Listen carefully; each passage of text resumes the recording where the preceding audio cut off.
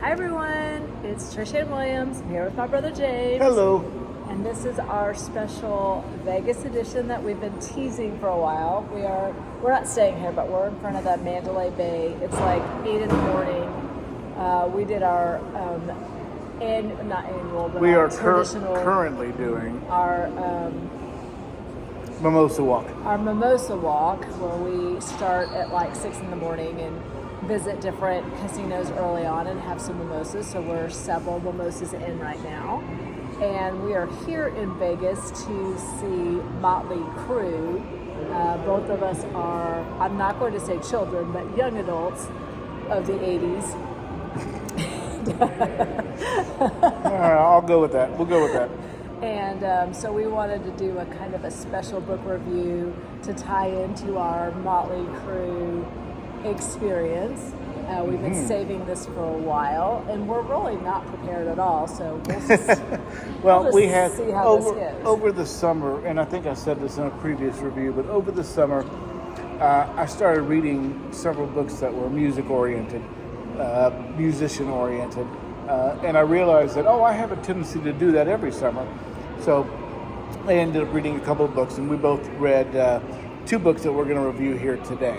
The first one is called White Python World Tour, and the second. This is James's favorite book. This is one of my favorite books. This is a really good book. I really enjoyed that. We're going to do the first one first.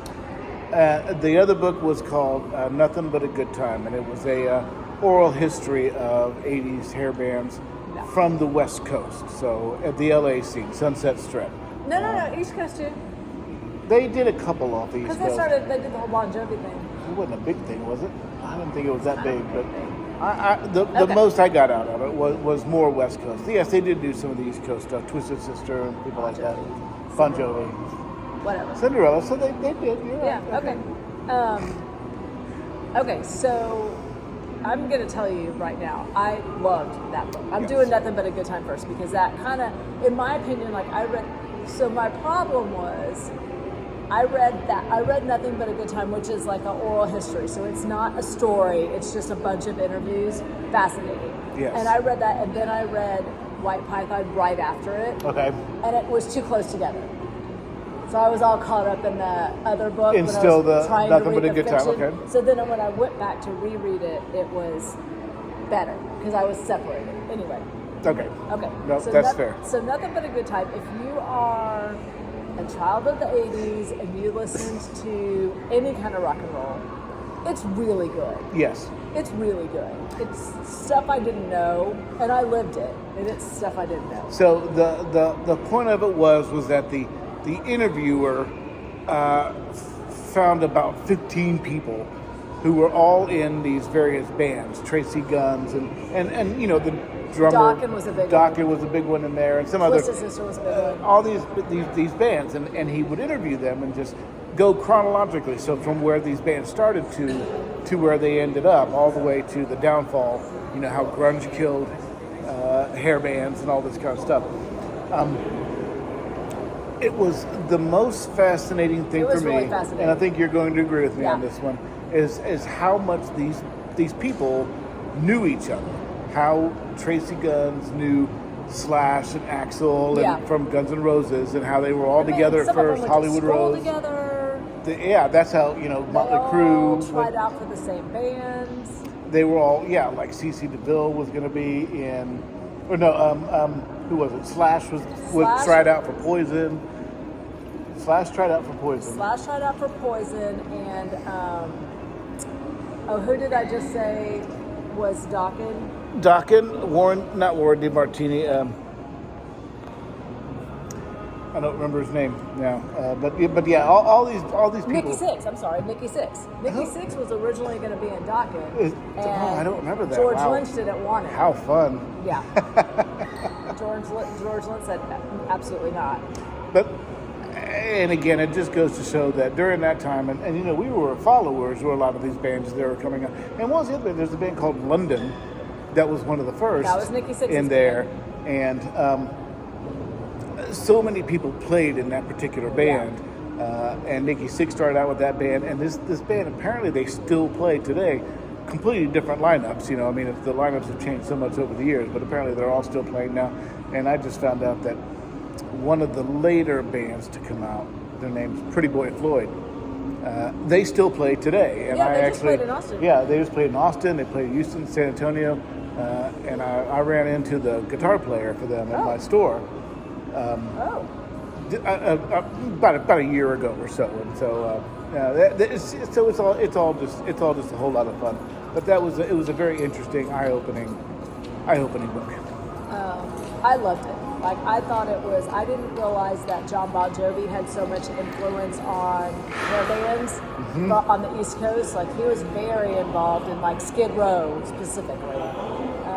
I just thought it was interesting. If you're a child of that era, I think it's worth a read. It's almost like an encyclopedia. Like, it's just, you can go back and reference it over and over again. I thought it was really interesting. I agree with that 100%. So then if you take that, which is a historical documentation of what happened from the people that lived it, and you put it into a fiction novel, you've got James's book, which is what they did.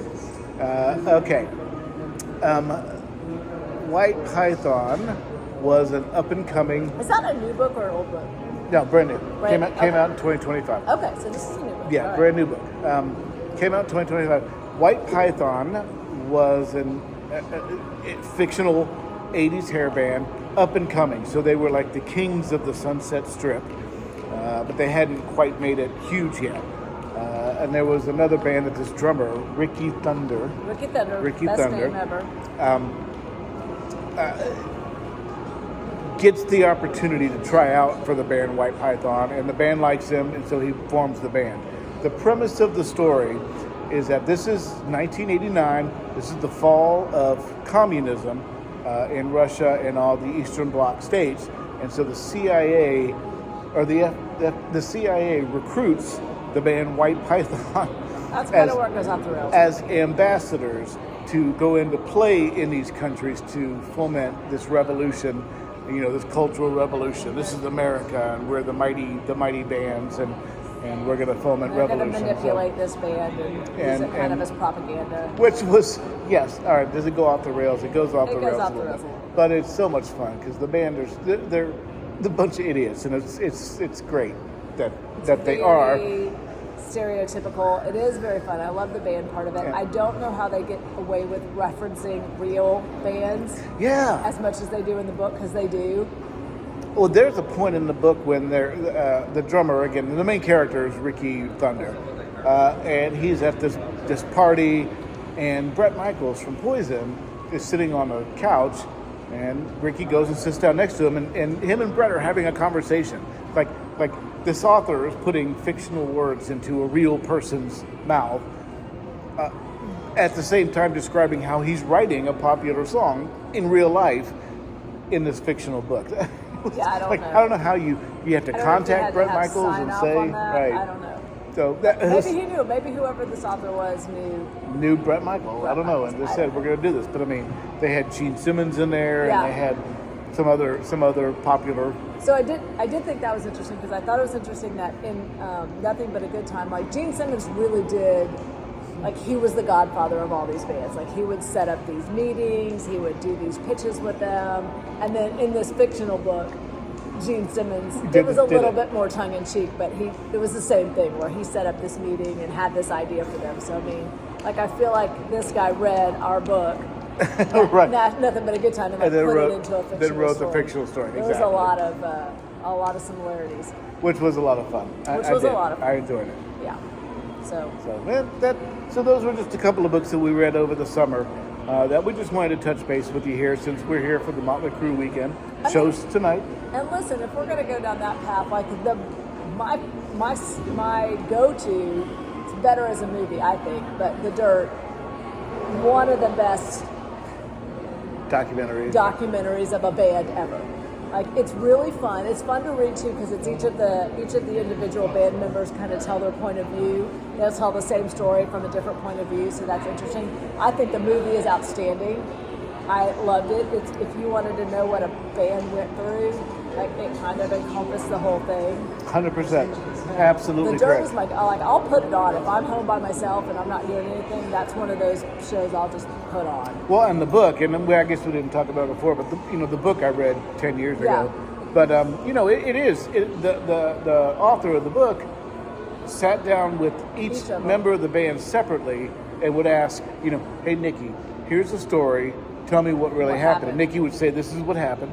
Then he would go back to Vince and say, Vince, this is what Nikki said. And Vince would be like, no, that's not how that was. This is how it happened. It was Nikki really was wrong. good. So you got this different perspective. And the author did a really good job because each of the points of view was told different. Like it was kind of told in their personality, like with their style. Right. I feel like. So it was, anyway, listen, Motley Crue lives on. We're going to go see him tonight. We're excited.